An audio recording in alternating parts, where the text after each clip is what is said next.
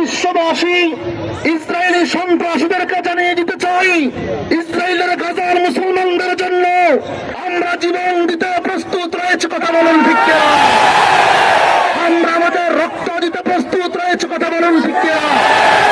সম্মানিত হাজরিন, আজকে এই বিক্ষোভ মিছিলের এই পর্যায়ে সংক্ষিপ্ত বক্তব্য রাখবেন জনাব মাওলানা মুফতি মতিউর রহমান সাহেব।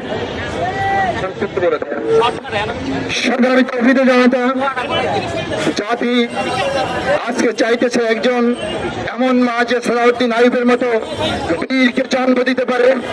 এই প্রয়োজন রয়েছে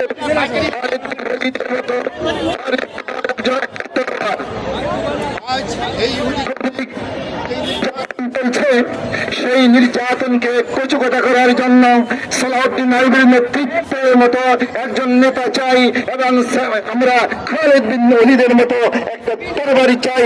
আল্লাহ তাআলা আমাদেরকে মুসলমানদেরকে বিজয় দান করুক। নাসরুম মিনাল্লাহি ওয়া ফাতহুন করিব।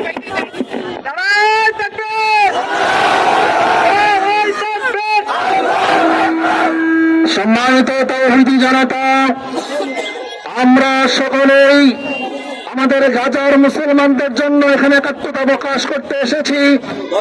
সম্মানিত হাজিরিন, আমরা জেনেছি ইতিমধ্যে তাওহীদি জনতা মুসলিম উম্মাহের আধ্যাত্মিক নেতা মুফতি তকি উসমানী হাফিজাহুল্লাহ জিহাদ ঘোষণা করেছেন।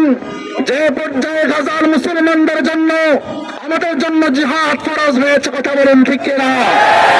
সম্মানিত তাওহীদি জনতা, আমরা আমাদের সরকার প্রধানকে বলতে চাই, এই দেশের তাওহীদি জনতা, আমরা প্রয়োজন হলে জিহাদের ডাক আসলে উলামায়ে কেরামের নেতৃত্বে আমরা জিহাদ করতে কারা প্রস্তুত আছে?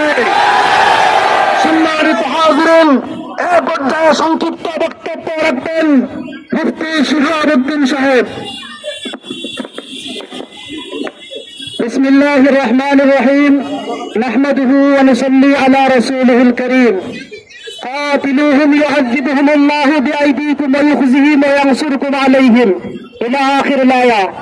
সম্মানিত উপস্থিতি, আল্লাহ তাআলা কোরআনে মাজিদে ঘোষণা করেছেন, তোমরা তাদের সঙ্গে যুদ্ধ করো, আল্লাহ তাআলা তাদেরকে পরাজিত করবে, লাঞ্ছিত করবে, তোমাদের হাতে তাদের কবর রচিত হবে।